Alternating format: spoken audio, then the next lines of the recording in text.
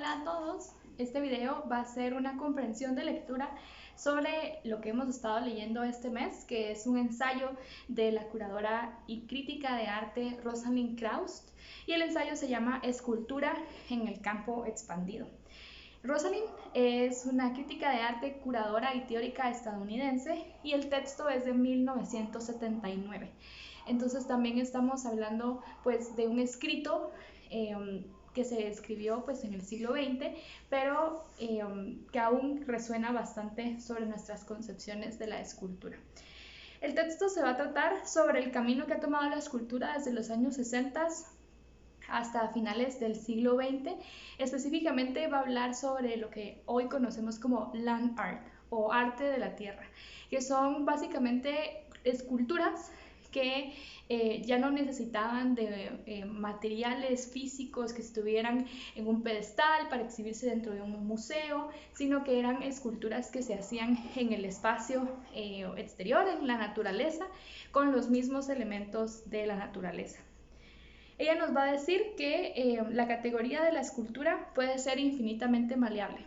Quiere decir que hay muchas cosas que pueden ser escultura. Y va a problematizar el hecho de que la escultura ya no sea un género o un término tal cual, es decir, como la escultura renacentista o la escultura clásica, que tenía ciertas especificaciones para poder volverse escultura. Toda la escultura griega, la escultura romana, que definitivamente utilizaba materiales preciosos como el mármol, la piedra, y que pues hoy en día no es necesario que se utilicen estos elementos para hacer una escultura. Ella nos va a decir que lo nuevo se hace cómodo al hacerse familiar, porque ha revolucionado gradualmente de las formas del pasado. Y a esto lo va a llamar historicismo. Quiere decir que las cosas nuevas que podemos conocer en el arte, por supuesto, son novedosas porque nunca se han visto anteriormente, pero parten de algún momento en la historia, tienen un precedente, no surgieron de la nada, sino surgieron por una serie de consecuencias históricas que lo llevaron a ser el día de hoy lo que es. Por eso es que hay que legitimar la condición de escultura a partir de la historia, nos va a comentar. Quiere decir que para poder darle la categoría de escultura a las piezas de land art que ella nos va a presentar, es necesario que en la historia estudiemos cómo la escultura ha avanzado, cuáles han sido los parámetros de la escultura, las crisis que ha sufrido la escultura, y así poder legitimar que estas obras de arte también son esculturas. Y esa va a ser su tesis principal, preguntarse qué es una escultura y por qué estos objetos de land art o estas instalaciones de land art son esculturas. Nos va a decir que la lógica de la escultura es compartida con la lógica del monumento. Y pues sí, definitivamente podemos pensar que los monumentos son también esculturas. Yo diría que no todas las esculturas son monumentos, ni todos los monumentos pues son esculturas, aunque tal vez podríamos debatir eso también.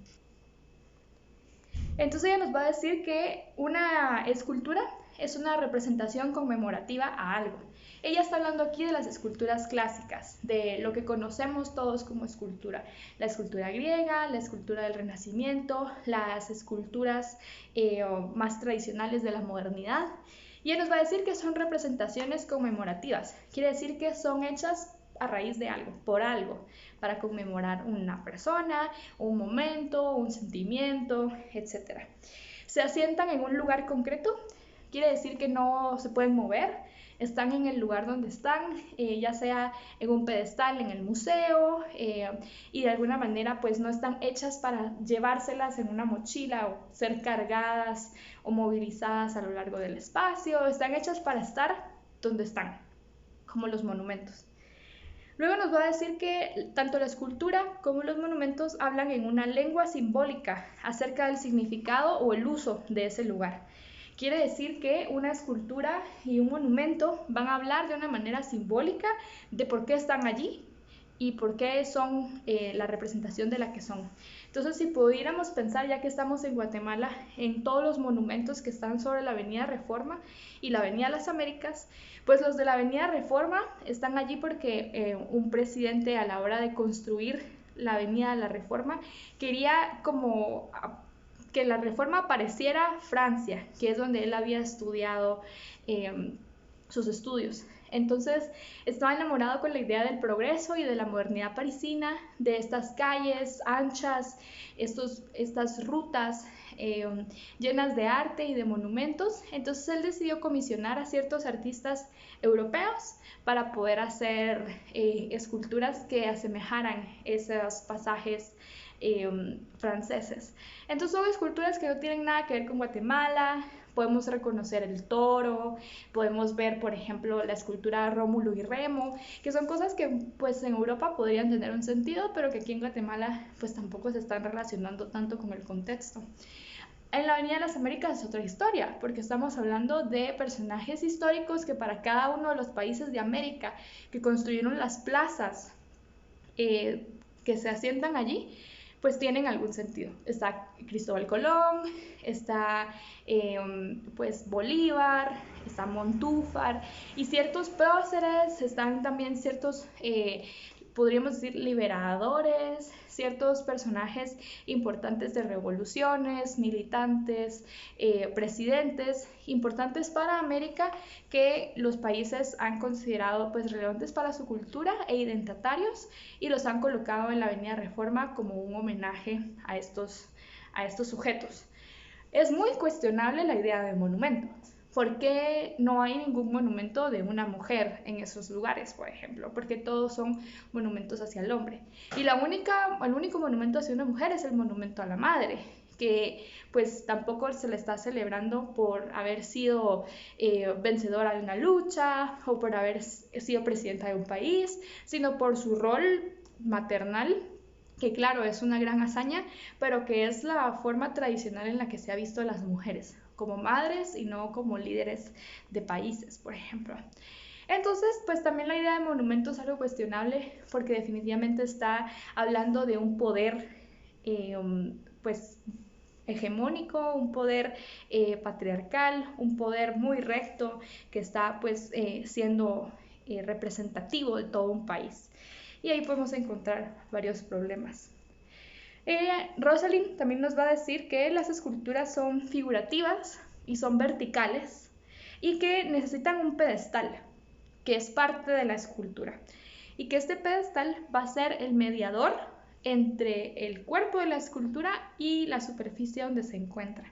Por eso es que es parte de la escultura, porque es lo que separa la escultura del espacio en el que está, por lo cual le da un como que nivel superior, la coloca como escultura y no como parte de la vía pública. Que eso es algo que la escultura después va a romper y se va a olvidar de los pedestales y va a decir, voy a sentarme aquí como una persona, como un objeto de la calle. Y pues Rosalind va a continuar en su texto diciendo que a finales del siglo XIX se desvanece la lógica de monumento y empieza una crisis de la escultura, a lo que ella va a llamar escultura moderna, y por ser escultura moderna va a llamar a esta escultura como una condición negativa. Cuando estamos hablando de la condición negativa de la escultura ya no se refiere a que es algo malo, a que es connotativamente negativo, sino que a que no cumple la función positiva de un monumento o de una escultura, sino que lo hace inversamente, hace lo contrario a lo que debería hacer. Entonces, pues esta condición negativa va a significar que estas esculturas no tienen un sitio para erigirse únicamente, sino que pueden moverse, pueden estar en otros espacios, pueden escoger un espacio sin que sea simbólico y pueden pues habitar allí. Y este va a ser el campo expandido del modernismo, es decir que, del posmodernismo. Va a decir que pues, la escultura moderna va a tener una crisis y por eso va a ser diferente, pero que el verdadero campo expandido de la escultura va a darse en la posmodernidad. Que la posmodernidad podemos entenderlo como el tiempo presente, es decir, en el arte contemporáneo. Entonces, estas esculturas posmodernas absorben el pedestal, quiere decir que ya no lo necesitan como parte de su estructura. Presentan materiales propios, quiere decir que las esculturas ya ni siquiera necesitan representar a alguien, sino que pueden representar su propio material, como ser un bloque de cemento, por ejemplo. Y aquí está hablando de la escultura minimalista, que eran pues elementos industriales que hablaban del mismo elemento, muy autorreferenciales. Si yo quería poner un cubo de plástico, estaba hablando del cubo de plástico y no de lo que el cubo de plástico representa, sino del material mismo. Y también va a haber un interés muy grande en la construcción del proceso. Quiere decir que el proceso nos pueda mostrar que es una escultura hecha por alguien, que no fue un monumento terminado que de repente apareció allí, sino que hay un proceso detrás que es accesible al espectador y que puede ser visto y comprendido por él.